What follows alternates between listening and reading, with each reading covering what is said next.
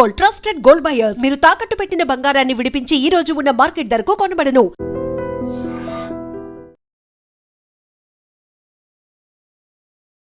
అందరికీ నమస్కారం. Welcome back to ID media. నేను మీ ఝాన్సీ. మన ఆయుర్వేదం ప్రోగ్రామ్కి అందరికీ స్వాగతం.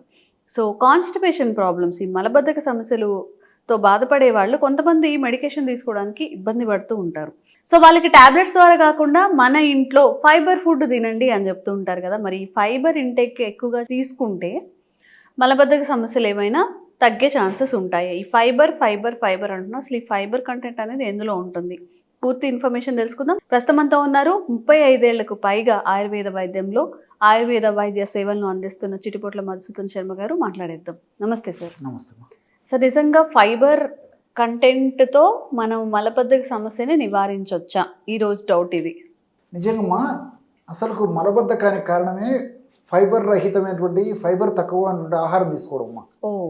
సో ఎప్పుడైతే ఫైబర్ సఫిషియెంట్గా ఉన్నటువంటి ఆహారం తీసుకుంటామో 100లో దాదాపు 95% లేదా 99% మలబద్ధక సమస్య రాదమ్మా. అంటే అంత ఫ్రీగా మోషన్ అయిపోతుంది. సో ప్రతి చోట ప్రతి ఒక్కరు చెప్పేది కూడా, వైద్య ప్రపంచం చెప్పేది కూడా ఫైబర్ ఫుడ్ బాగా తీసుకోండి, మోషన్ బాగా ఇదవుతుంది. మోషన్ బాగా అవడమే కాకుండా ఫైబర్ ఫుడ్ తీసుకోవడం వల్ల గట్ బ్యాక్టీరియా ఈ మధ్యకాలంలో మరి ప్రపంచవ్యాప్తంగా విశేషమైనటువంటి ఆదరణ పొందినటువంటి ఇదమ్మా. ఫైబర్ వల్ల గట్ బ్యాక్టీరియా బాగా పెరుగుతుందని చెప్పేసి గట్ బ్యాక్టీరియా మీద విపరీతమైన ఫోకస్ ఏర్పడుతుందమ్మా. సో ఈ గట్ బ్యాక్టీరియా కూడా మంచి బ్యాక్టీరియా ఈ ఫైబర్ ఫుడ్ వల్ల పెరుగుతుందని చెప్పేసి కూడా ప్రపంచవ్యాప్తంగా కూడా దీనికి మంచి గుర్తింపు వచ్చిందమ్మా. సో ఈ ఫైబర్ ఫుడ్ వల్ల గట్ బ్యాక్టీరియా అంటే మంచి బ్యాక్టీరియా పెరగడంతో పాటు కొన్ని రకాలైన క్యాన్సర్ వ్యాధులు కానీ, అదేవిధంగా కొన్ని రకాలైన ప్రాణాంతకమైనటువంటి వ్యాధులు కూడా రావని చెప్పేసి కూడా పరిశోధనలు కూడా తేల్చి చెప్తున్నాయమ్మా. కాబట్టి ప్రతిరోజు కనీసము 30% 40% ఫైబర్ ఖచ్చితంగా మనం తీసుకునేటువంటి ఆహార పదార్థాల్లో ఉండాలని చెప్పేసి వైద్య ప్రపంచం తెలియజేయడం జరుగుతుందమ్మా. సరే, ఇదంతా నాణ్యానికి ఒకవైపు. ఈ యొక్క మోషన్కి సంబంధించినటువంటి అంశానికి వస్తేమా, ఫైబర్ ఫుడ్ మోషన్కి చాలా చాలా అవసరము. ఈ ఫైబర్ ఫుడ్ ఉన్నటువంటి ఆహార పదార్థాల్లో పళ్ళల్లో ఫైబర్ ఉంది, ఆకుకూరలో కూరగాయల్లో ఫైబర్ ఉంది, విత్తనాల్లో ఫైబర్ ఉంది. మెయిన్గా ఫైబర్ ఎక్కువ ఉన్నటువంటి వాటిని గురించి కొన్ని ప్రస్తావిస్తానమ్మా. ఇవి తీసుకోవడం వల్ల ఇంచుమించు ఎలాంటి ఔషధాలు లేకుండా మోషన్ ఫ్రీ అయ్యేటువంటి పరిస్థితి ఏర్పడుతుంది. సో ఫస్ట్ ఫ్రూట్స్ గురించి చెప్తానమ్మా. ఫైబర్ బాగా ఉన్నటువంటి ఫ్రూట్స్ దానిమ్మ, బత్తాయి, ఆరెంజ్ లేదా కమల. సో రెగ్యులర్గా ఈ ఫ్రూట్స్ తీసుకోగలిగితే మోషన్ ప్రాబ్లం ఉండదమ్మా. సో ఈ దానిమ్మ పళ్ళు పూర్వకాలం అయితే గట్టిగా విత్తనాలతో ఉండేటువంటి పరిస్థితి ఉండేది. విత్తనాలు నమిలి తినాలంటే ఇబ్బంది ఉండేది, కొంచెం కష్టంగా ఉండేది. సో ఈ రోజుల్లో మరి సీడ్లెస్ దానిమ్మ కూడా వచ్చింది కదమ్మా. సీడ్లెస్ దానిమ్మ కూడా ఉందమ్మా. సో ఒకవేళ సీడ్ కొద్ది గొప్ప ఉన్నా ఈజీగా నవలగలిగేటువంటి పరిస్థితి వచ్చింది. కాబట్టి మరి మంచిగా దానిమ్మ పండు రోజు తీసుకోవడం వల్ల చాలా చక్కటి ఫలితం కలుగుతుంది. ఫైబర్ ఎక్కువ స్థాయిలో ఉంటుంది కాబట్టి మోషన్ ఫ్రీగా అయ్యేందుకు దానిమ్మ పండు ఉన్నటువంటి ఫైబర్ చాలా చక్కగా ఉపయోగపడుతుందమ్మా. కానీ దానిమ్మ రసం వల్ల అంత ఉపయోగం ఉండదమ్మా. కాబట్టి పండ్లన్నా నమిలి తిన్నప్పుడే ఫైబర్ ఎక్కువ స్థాయిలో, అంటే సాల్యుబుల్ ఫైబర్, ఇన్సాల్యుబుల్ ఫైబర్ రెండు కూడా శరీరంలోకి పోయేదానికి అవకాశం ఉంటుంటుంది అన్నమాట. కాబట్టి ఆ విధంగా దానిమ్మ పళ్ళు మంచిది. సో రెండవది బత్తాయి లేదా కమల, ఏదో ఒకటమ్మా. సో రోజు 2 లేదా 3 పళ్ళు పై ఆ తొనల్లో స్కిన్తో అట్లే నమిలి తినేసేయచ్చు. విత్తనాలు తీసేసి ఆ తొనలు నమిలి మింగేసినా సరిపోతుందమ్మా. 2 పళ్ళు ఆవరేజ్ మీద తీసుకుంటే సరిపోతుంది. తినగలిగితే 3 తినొచ్చమ్మా. సో ఈ విధంగా తీసుకోవడం వల్ల కూడా ఈ బత్తాయి, తర్వాత ఈ ఆరెంజ్ లేదా కమలలో కూడా ఫైబర్ ఎక్కువ ఉంటుందమ్మా. సో ఇవి తీసుకోవడం వల్ల కూడా ఏమవుతుందంటేమా, ప్రేవుల్లోకి వెళ్ళిన తర్వాత ఈ ఫైబర్ ప్రేవులో ఉన్నటువంటి ఆ యొక్క నీటిని కూడా బాగా పీల్చేసి మలం అంతా బాగా ఉబ్బేసేసి ఫ్రీగా ఈజీగా మోషన్ పలచబడేటట్టు కూడా ఉపయోగపడతాయమ్మా. సో కాబట్టి ఈ 2 పళ్ళల్లో ప్రధానంగా ఫైబర్ ఎక్కువ శాతంలో ఉంటుంది. కాబట్టి ఈ 2 పళ్ళు మలబద్ధకం ఉన్నటువంటి వాళ్ళు ఇది వాడుకోవడం చాలా చాలా మంచిది. ఈ బత్తాయి తర్వాత ఆరెంజ్ కూడా ఈ నమిలి తినడం వల్లనే నేను చెప్పినటువంటి ప్రయోజనం చేకూరుతుంది. కానీ మరి మిక్సీ వేసేసి జ్యూస్ తాగితే మాత్రం ఆశించినటువంటి ప్రయోజనం దొరకదమ్మా. ఇవన్నీ షుగర్ పేషెంట్స్ తినొచ్చా సార్? తీసుకోవచ్చమ్మా, అందుకో చెప్పానమ్మా. దానిమ్మ తీసుకోవచ్చు, బత్తాయి తీసుకోవచ్చు, ఇబ్బంది ఏంటమ్మా. జ్యూస్ తాగితే కొంతవరకు ఏదైనా ఇబ్బంది కలగవచ్చేమో, కానీ పండుగ తీసుకుంటే దానివల్ల ప్రాబ్లం ఉండదు. మితంగా లిమిటెడ్ గా మనం రోజు రెగ్యులర్ గా తీసుకోవడం వల్ల ప్రాబ్లం ఉండదు. ఓకే, వెజిటబుల్స్ లో ఏముంటాయి? ఎగ్జాక్ట్ అమ్మా. దీంట్లో సొరకాయ, దోసకాయ, బీరకాయ, అరటి, పచ్చి అరటి. పండు, పచ్చి అరటి పండు షుగర్ వాళ్ళు తినకూడదు అనుకుంటా సార్. పచ్చి అరటి తినొచ్చా? తినొచ్చమ్మా, కర్రీ తినొచ్చా? కర్రీ తినొచ్చమ్మా, షుగర్ స్పైక్ అవ్వదా? ఏ కాదమ్మా. ఓకే. సో దాని మీద కూడా రీసెర్చ్ జరిగిందమ్మా, పరిశోధనలు కూడా జరిగాయి.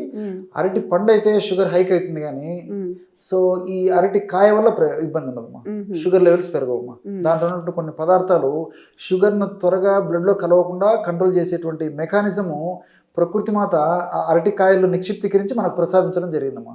సో అరటికాయలు తినడం వల్ల, కూరలో చేసుకొని తినడం వల్ల షుగర్ లెవెల్స్ పెరగవమ్మా, ప్రాబ్లం ఉండదు. సో ఈ 4 సొర్ర, దోస, బీర, అరటికాయ, పచ్చి అరటికాయ.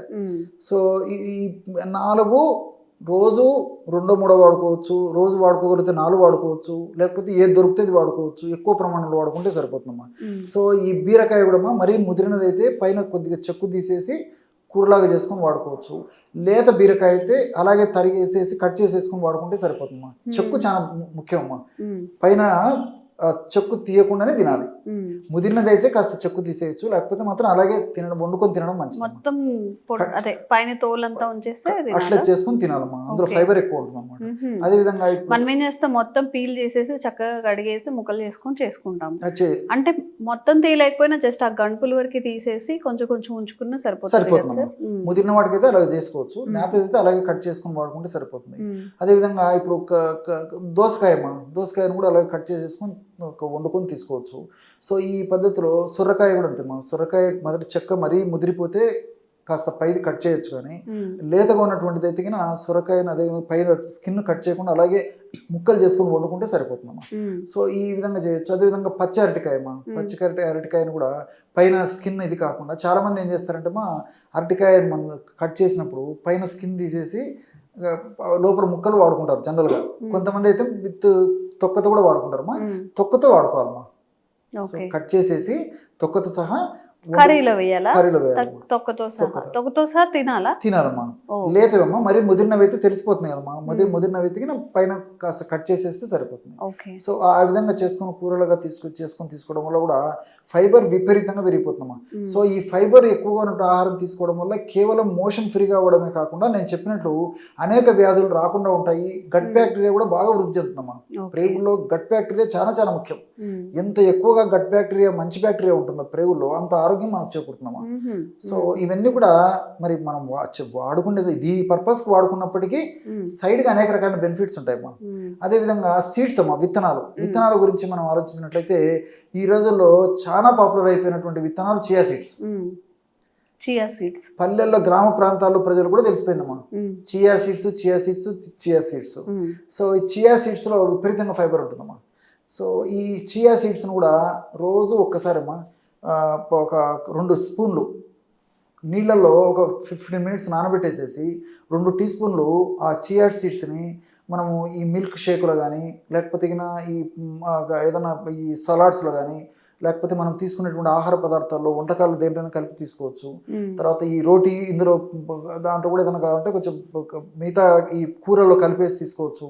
ఏదో ఒక పద్ధతిలో చియా సీడ్స్ని 2 టీ స్పూన్లు ఒక 15 మినిట్స్ నానబెట్టేసేసి రోజు ఒక్కసారి తీసుకోవడం వల్ల కూడా విపరీతమైన ఫైబర్ దాంట్లో ఉండడం చేత ఈ యొక్క మోషన్ ప్రాబ్లం నుంచి బయటపడవచ్చు. సో నేను చెప్పినటువంటి ఈ పదార్థాలన్నీ కూడా ఈ ఫ్రూట్స్, అదేవిధంగా వెజిటబుల్స్, తర్వాత ఈ సీడ్స్ రోజు నేను చెప్పినటువంటి పద్ధతిలో వాడుకోవడం వల్ల ఇంచుమించు 100లో 95% లేదా 99% అని కూడా ఒక చెప్పుకోవచ్చు.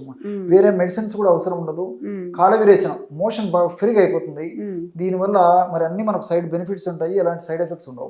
ఓకే, అసలు తింటూనే చక్కగా మలబద్ధకాన్ని నయం చేసుకోవచ్చు అంట. బాగుంది కదా concept.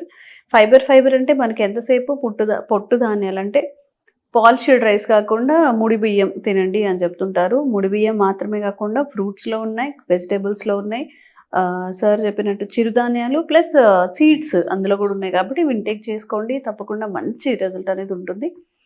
Thank you sir. Sir, one life lesson what medicine has taught you. Whatever you can do without expecting.